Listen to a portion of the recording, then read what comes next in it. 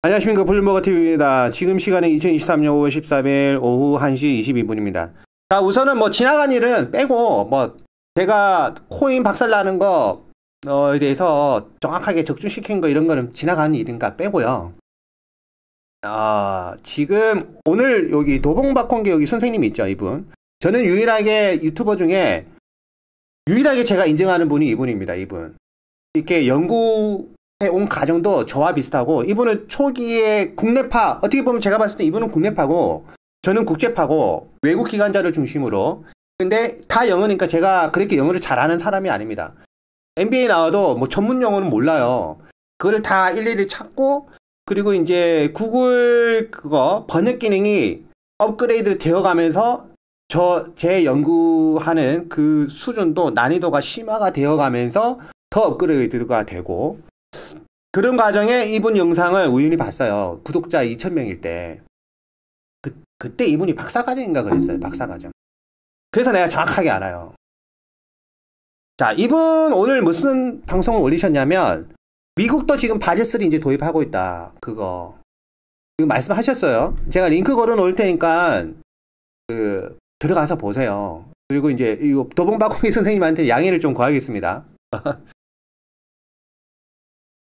자, 제가 이 말을 언제 했냐면, 이건 제 멤버십에 제가 남긴 겁니다. 그리고 금요일날 제가 그나마 저를 좋아하시는 구독자분도 계실 것 같아서 한 3시간 정도 오픈했었어요. 오픈.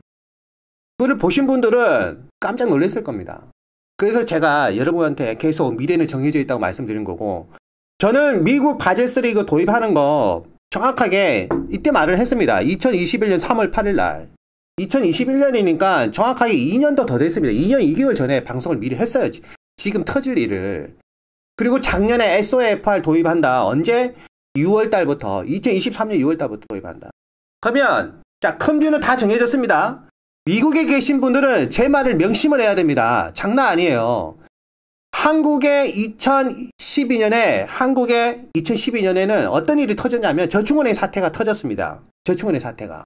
그리고 나서 저축은행 웬만한 곳은 다 망하고, 그때 당시에 그 저축은행을 인수한 자금줄이 몇 개가 있었어요. 첫 번째 자금줄은 지금의 대부업체 말 그대로 러시아인캐시. 무를 사세요. 지금 OK캐시백의 전신이 러시아인캐시예요. 제가 그거를 정확하게 알고 있어요. 여기서 더 디테일하게 말하면 제 입장도 좀 곤란하기 때문에 여기까지 러시아인캐시 여기까지 말씀을 드리고, 2012년에 한국의 저축은행 사태가 터지면서 저축은행 웬만한 거 싹 다 망하고, 그리고 나서 그 저축은행을 인수한 여러 업체가 있습니다. 대규모 대부업체 러시아인캐시도 뭐 인수를 러시아인캐시는 후발주자를 인수를 했구나. 그때 당시에 저축은행 몇 개의 기관을 대부업체가 인수를 했어요. 그리고 지금의 현대와 삼성이 그때 당시 금산분리법이 있었는지는 모르겠네요. 하여튼 금산분리법이 이렇게 와해가 됐어요. 그래서 그 대기업 자본이 저축은행을 말 그대로 산업자본이 금융자본을 인수할 수 있는, 우리가 지금 현재 알고 있는 이 금산분리법이 잠시 보류가 되어서 지금 현재 현대와 삼성이 저축은행이랑 일반 증권사, 투신사를 계열사로 두게 되는 그 계기가 됐던 게 2012년 사태예요. 저축은행 사태. 그리고 그 파장은 2013년까지 갑니다. 그리고 2013년에 바젤3가 한국은 도입이 되고요. 그래서 장기적으로 경제가 고도 성장을 못했습니다. 근데 마침 그때 정권 잡은 대통령이 박근혜 대통령입니다. 박근혜 대통령. 그리고 그때 국무총리가 최경환 국무총리가 그래요. 최소 40대 이상은 다 압니다. 그때 최경환 국무총리 분이 뭐라고 하셨냐면, 어쨌든 저보다 나이가 많으시기 때문에 존칭을 써야 되겠죠. 최경환 국무총리 분이 그때 당시에 뭐라고 하셨냐면, 대국민 집을 사세요. 예? 자, 그러면 바젤3 도입된 상황에서 가장 먼저 리스크가 높은 걸로 인식되는 거는 기업 대출이고, 두 번째로 리스크가 높게 인식되는 거는 부동산 주거용 부동산 대출이에요. 그리고 리스크가 가장 낮게 인식되는 건 소매업 대출이에요. 그래서 박근혜 정권이 도입되고 나서 맨 처음에 한 게 서민 살리기, 소매업 대출이 먼저 나갔어요. 그리고 그걸로 인해서 경제가 안 살아나죠. 소매업 백날 돈 대출해봐 얼마 살아나겠어요. 하지만 건들면 안 되는 선악과를 건듭니다. 그 선악과가 뭐야? 리스크, 충당금도 높아지는 건데 그게 바로 부동산 대출이에요. 부동산 대출. 정책은 그렇게 흘러간다는 거죠. 이론적으로는 FM대로 건들면 안 되는데 성경에 선악과를 따먹으면 안 되는 선악과를 따먹으면 안 되는 아담과 이브가 선악과를 따먹고 출생의 고통을 지금 우리가 느끼듯이 정책은 그렇게 흘러간다는 거예요. 자, 이걸 왜 말씀드리냐? 다가온 미래가 지금 미국이 이렇다는 거예요. 지금 미국의 현재 모습 정확하게 하반기부터 미국은 2012년 한국의 저축은행 사태가 터진 것, 지금 미국은 저축은행 사태가 터진 것이에요. 저축은행 사태가 터진 상황이고 그리고 또 터질 거고 제가 말씀드린 세 군데 터집니다. 세 군데 남았어요. 세 군데. 세 군데가 터집니다. 조금 딜레이 될 뿐이지 세 군데가 추가적으로 남았어요. 그러면 그 다 터지고 나면 그 누가 인수하겠습니까? 누가? 제가 봤을 때는 내년쯤에 아니면 애플이 갑자기 인수하지 않을까. 애플이. 저는 그렇게 생각해요. 왜냐? JP모건이 지금 많이 인수했어요. JP모건이 지금 저축은행 사태를 정리하기 위해서 국가의 요청에 의해서 많이 인수를 했단 말이에요. 그래서 추가적으로 JP모건이 인수하기에는 조금 자금 여력이 안 된다고 나는 생각해요. 리스크도 높고. 왜 JP모건이 추가적으로 인수하는 데 있어서 리스크가 높냐? 당연히 RBC 비율은 높아지겠죠. 이번에 이제 그 인수하는 거 보세요. 그것도 다 미리 다 말씀드렸잖아요. 근데 추가적으로 인수하기가 힘든 이유가 뭐냐면 내년 2024년 1월 1일부터 정확하게 미국의 모든 사람 1금융까지 바젤 3를 시행해야 됩니다. 유럽식 바젤 3. 유럽식 바젤 3.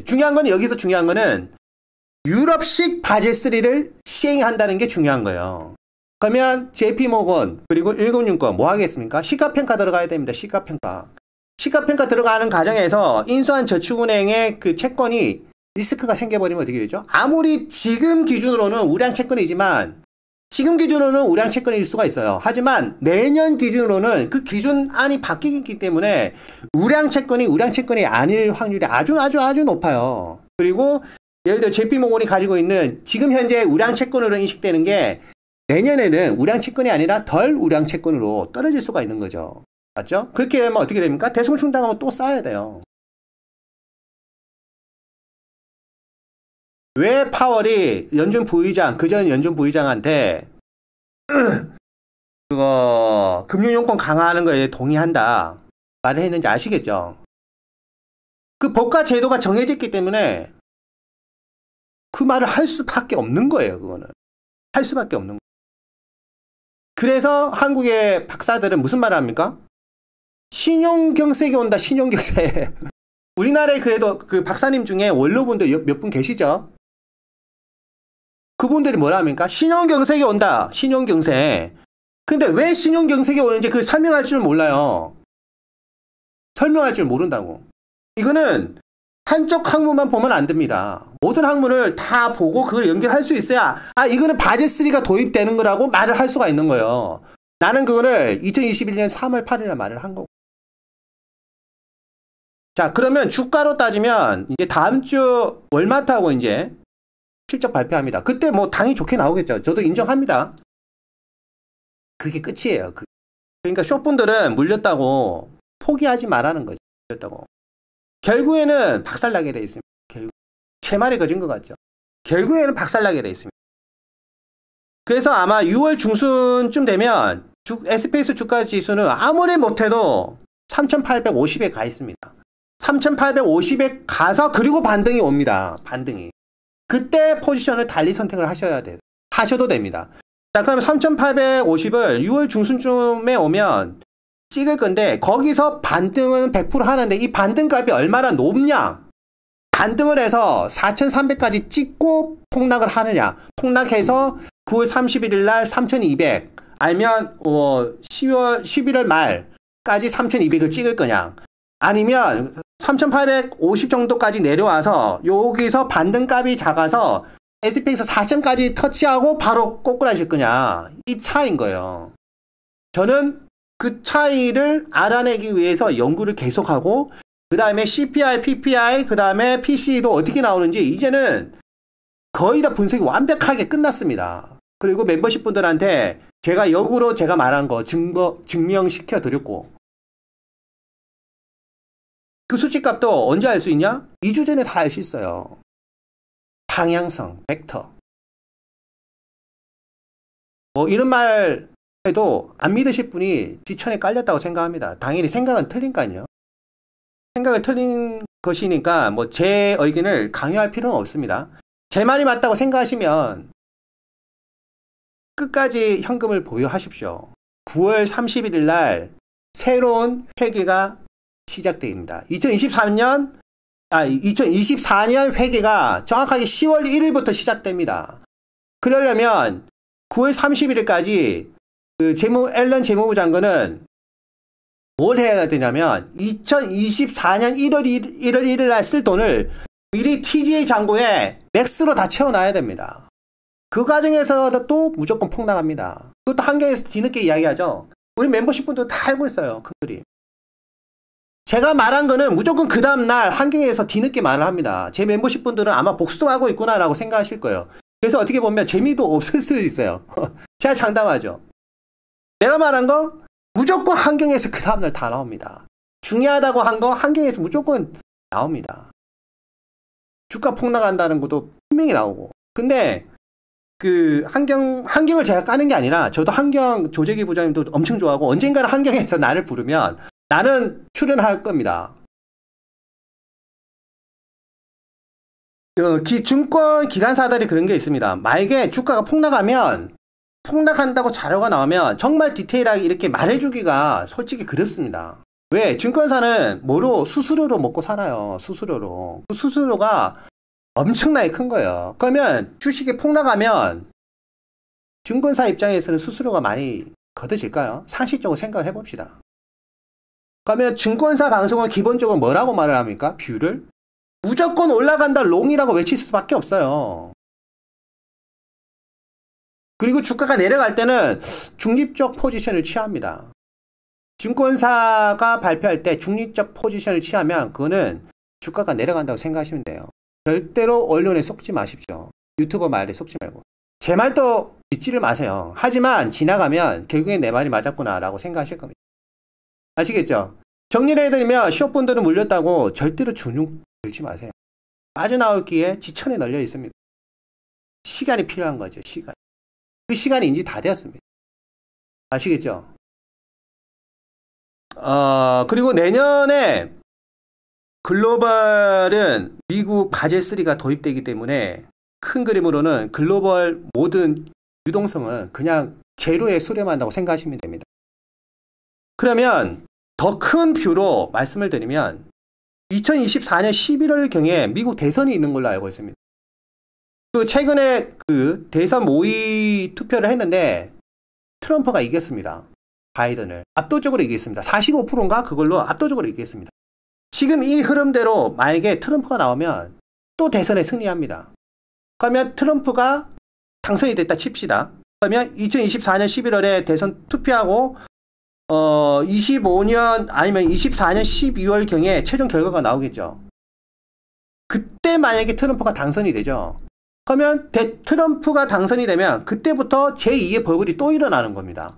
왜? 대통령 권한으로 안 가도 됩니다. 안 지켜도 됩니다. 바젤3를 안 지켜도 됩니다. 그게 미국 대통령의 힘이에요. 유일하게 그거를 배째라고 할 수 있는 게 미국 대통령이에요.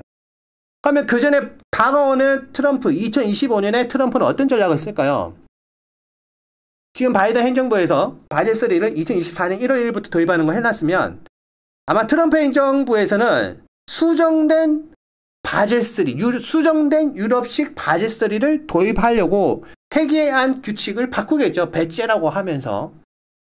그거는 마치 08년도 리먼 브라더스 사태가 터지고 나서 미국에서 그때 오바마 때가 그렇죠. 도드-프랭크법을 시행하면서 그 금융 강화 정책이 쭉 이어오다가 트럼프 정권 때 파이낸스 액트 2.0, 즉 수정된 도드-프랭크법이 시행이 되면서 전 세계의 금융이 전 세계 쉽게 말하면 유동성이 급격하게 공급된 것과 다를 바가 없습니다.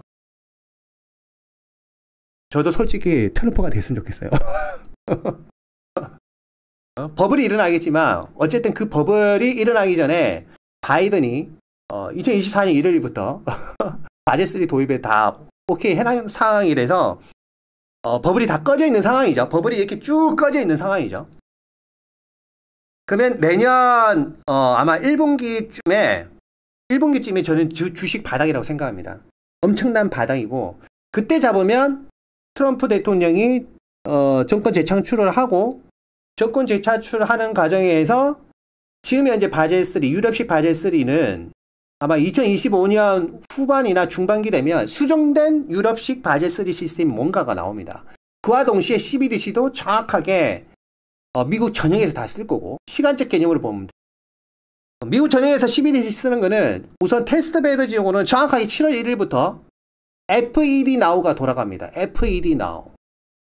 시간도 정해져 있습니다. 이 방송 이렇게 마치겠습니다. 제발 못 믿으시면 안 들으셔도 됩니다. 안 들으셔도. 감사합니다.